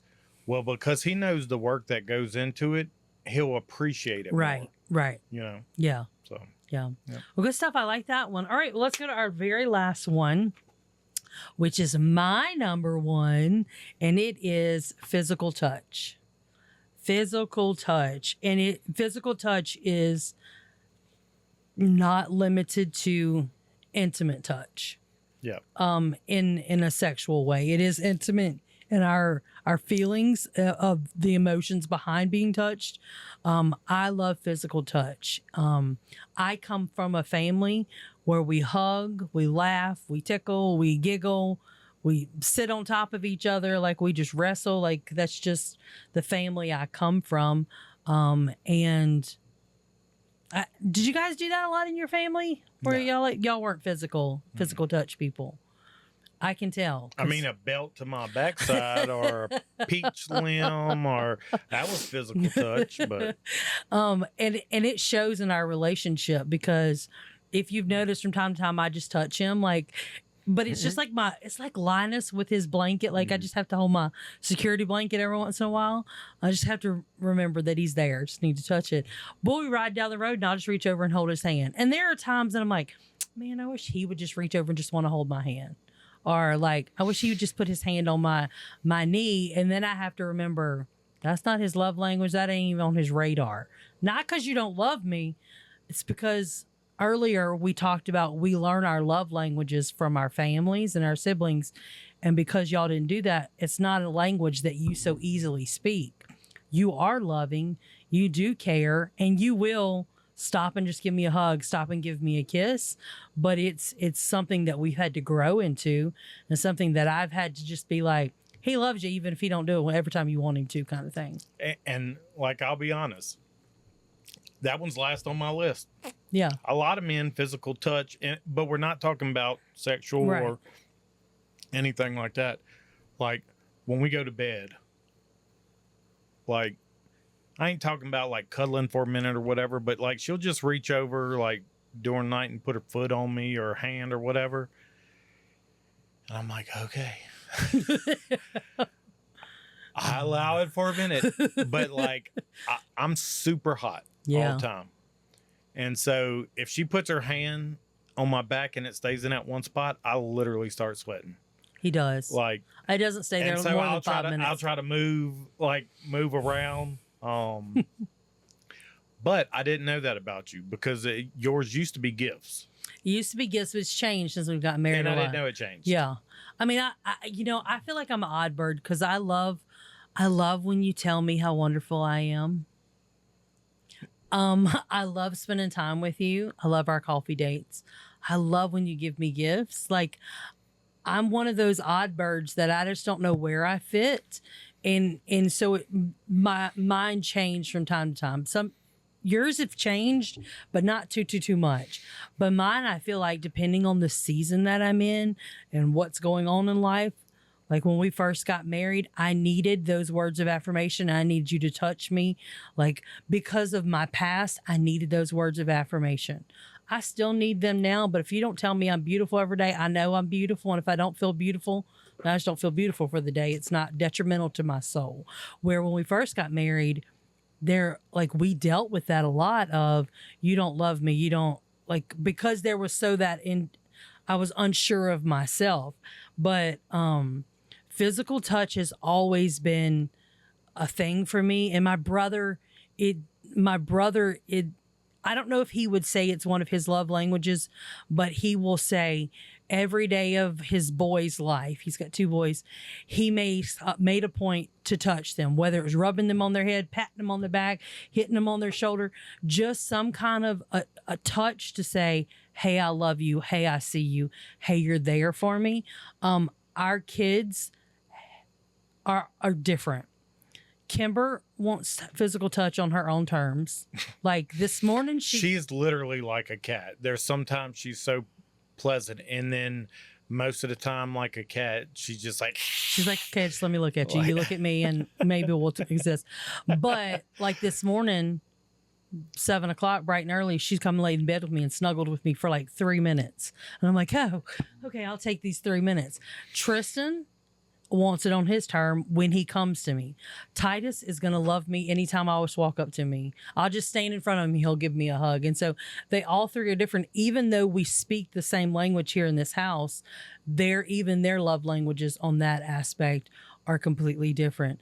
But like anytime that we're somewhere, I just want to be touching you, even if it's just like my foot on you or. Yeah, y'all can't see, but she's been rubbing my foot. Yeah, I've been rubbing his foot and touching him. Playing footsies doing yeah, podcasts. It's just. My mom was very affectionate. She still is very affectionate. It's just how we grew up kind of thing. But I think when we can understand the importance of beautiful touch, intimate, sweet, trusting touch, especially for someone who's been touched in ways they shouldn't be touched. And there are some people in my life I talked about earlier. I love to hug people, and there are some people that are in my life that are sweet and dear and precious to me, and I see hurt in them, and I see they have been through some things of being touched in the wrong manner. And with everything in me, I'm like, I just want to hug you and heal all of that and show you that physical touch can be beautiful, that physical touch can be lovely, physical touch can be wonderful and healing, even in friendship. But you have to give people space, and you have to just be able to walk that out with them. Here in the beginning of physical touch, he talks about it. Physical touch, and he says there were numerous research projects done on the area of child development, and they've come to this conclusion. Babies who are held, stroked, or kissed develop a healthier emotional life than those who are left for long periods of time without physical contact. The power of touch is unlike any of the other 4 senses that we have, and it is not localized to just one area of the body. It's not just, like we said, it's not just that intimate thing. But if we are talking about marriage, physical touch has got to be part of a marriage, and it's got to be intentional, and it's got to be beautiful. And this is probably where we'll go a little deeper than what we kind of maybe have talked about. But if we're talking to married people, there's a touch of, oh, I'm so glad to be with you, hold my hand kind of thing. But then there's that intimate touch that is trusting and should build trust and should build relationship and should build this excitement and this wonder and this safety within each other into intimacy. Apostle Ron Carpenter. Into me see. Into me see. Do you want to talk about that? Intimacy or? Yeah, when he was talking about intimacy, like most people automatically think about sex, and that's part of it, but he was talking about just laying there and looking at his wife, and he thought about that word, into me see. And intimacy is like seeing into that person's soul, basically, like seeing them it's more than a physical thing. It's more than just a spiritual thing or a mental thing. Right. It's like all of those things together, truly knowing the essence of who you are and loving that is like the true intimacy. Yeah. That's what, and he probably used other words. That's what I Right. got out of it. I mean, I love that because, I can have intimacy on different levels with friendships, and encourage them and push them and see into where they're going, but then have that intimacy with you on that level, but even to a deeper level where I trust you and I respect you and I value you and our time together. And that causes us, I think that's the part that causes us to go from the I'm in love to what we were talking about earlier, like real love. Is there's got to be that engagement. And I think sometimes there are married couples who, as they get older, bodies start functioning differently. We've had all the kids that we're going to get. We don't need to be intimate anymore, kind of thing. Or we're too busy, we're too tired, kind of thing. But there's this thing that happens with our bodies that we need to be one. We need to have that intimacy with each other. We need to have that affection with each other. And I think there's a thing that's lacking in marriages that, like, our kids slept with us when they were little. I mean, Kimber slept with us till she was 4, kind of in and out of our bed and the thing. But when we get to the point where there's no intimacy in our life, in our relationship, and it's just, I mean, we can just have sex and just have sex, right? We can just be affectionate with each other just to be affectionate. But when the two come together with that physical touch, with that time together, that intimacy, there's something beautiful. There's this bond that happens between our marriage. And if we've got kids in the bed, or spouses sleeping separately, or on different work schedules, you'll see people working different work schedules and they're just like 2 trains passing in the night, then I think we leave opportunities open for the enemy to come in and wreak havoc sometimes on our marriages that he shouldn't be allowed to, because we're not having that intimacy together, those intimate times. I know you want to say something, but before you do, Apostle Ron, when he was talking about intimacy, one thing he said is Mondays, I think, were like his day off from work. This day him and his wife just hung out. And he's like, there were days that we would just lay in the bed. And he's like, just look at each other. We didn't have to say anything. She looks into my eyes, I looked in her eyes, and we just lay there until we both were like, okay, let's get up. And he's like, and some days they had sex, some days they didn't have sex. Sometimes she touched me, sometimes I touched her, sometimes we didn't. We just stayed there and looked at each other.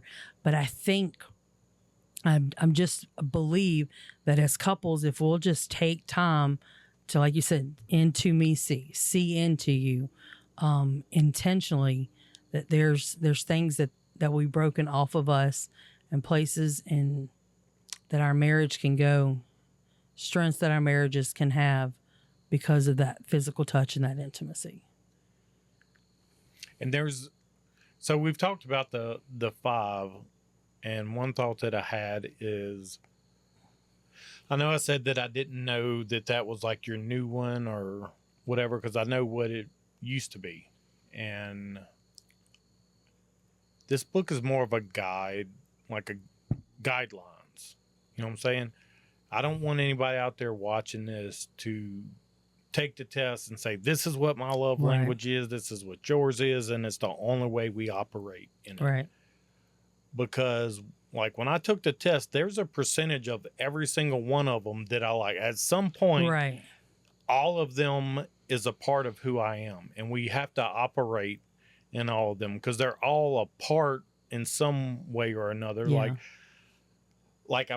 The ones that's physical touch for me was probably the questions about getting a massage. Like, I love a deep tissue massage. I happen to marry somebody that was a massage therapist, so she knows how to do it. But like, all of them is a part of who we are.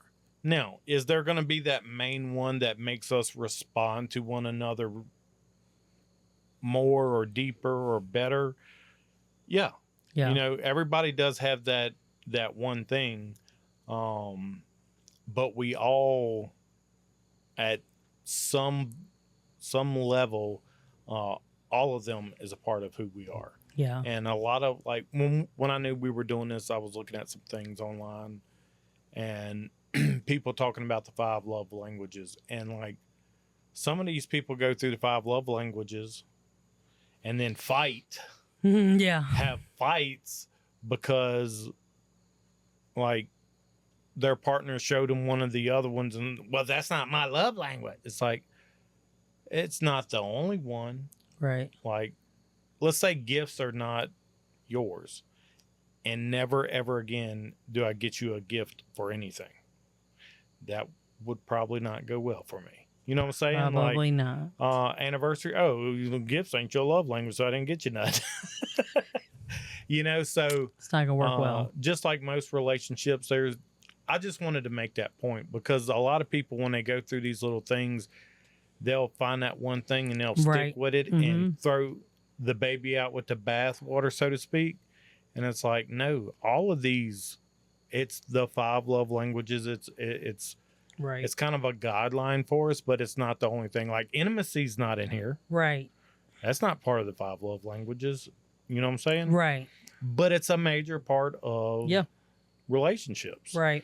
So I just want to let you guys know, as we're talking, being honest with you guys, and these are guidelines. These are helpful things. It will help you in your friendship relationships, your family relationships, and your marriage. Or even if you, I'm old school. I like courting versus dating.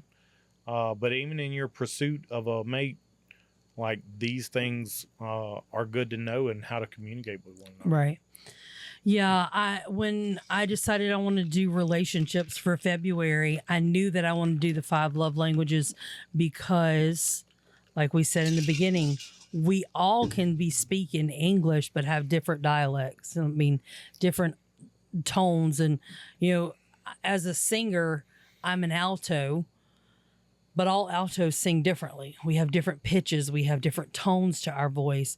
Some sing with the head voice, the nasal voice, the throat, from the back of their head, the neck, all these things. There's these different variables to all of it. But these 5 are just kind of a starting place for them. And there are tests online that you can take if you don't know what your love language is. If you want to take that, just look them up. It's all at 5 love languages. There's a test. Most of them you have to pay for. So you can go. So we did this earlier. Some of them, the test is free, but the results are not. Right. Yeah. But the actual 5 love language website, you can take theirs for free and get your results for free. Got you. So, and we'll tag that in the bottom of this in the description. We'll tag that website for you so you don't have to go look for it. But I think it's very important. We did it with our kids before we started filming, and just to see what their love languages was. And 2 of them were the same and 1 of them was different. And it made sense because of the way they respond to things, how they act with things, how they give love and accept love. And there's just a power in knowledge. I mean, PBS kids used to say that knowledge is power, or power is knowledge, whatever.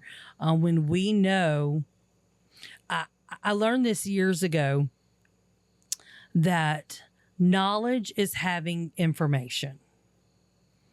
Wisdom is knowing when to put that information and that knowledge into action. And so I want this 5 love language to be a place where you've gotten some knowledge, where you've gotten some understanding a little deeper of ways to show love. And now I want to encourage us and you as the viewers to pray about, God, now that I have this knowledge, give me the wisdom. How do I put this into play? I hope that this episode has blessed you. I hope you've learned some things. I hope that it grows your marriage, your relationship, your friendships in ways that you didn't even know you needed to grow. I hope it's challenged you and brought some healing to you. It's brought some insight to you. Yeah, you have anything else to add before we finish? Yeah, fellas, just remember to be big, big fuzzy moths. Big fuzzy moths. We love them. So seriously, we love you guys. Thank you so much for being here. Again, if you are here on our channel, please subscribe, please like, comment.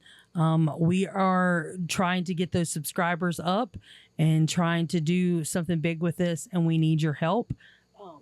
Get my cup of I didn't do a cup of coffee because I figured we were. It's late night. It's late at night. I got ice water. We're at home, just kind of relaxing, having conversation. So I got my lemonade, and I thank you so much for being here. Thank you so much for watching God's Coffee Call and supporting us. Next week, we'll have another fun episode about relationship for you. 2 weeks, we're going to have a really fun, something we've never done before. So I love you again. Thanks for being here, honey. I love you. I love you. Please pick me flowers. Please make me journals. And I love you, my big old furry fuzzy moth, so much. Go chew on some clothes. Until next week, I pray that your coffee is strong, that your heart is full, and that you discover your love language and you bless those around it with it. I love you. I appreciate you. See you next week.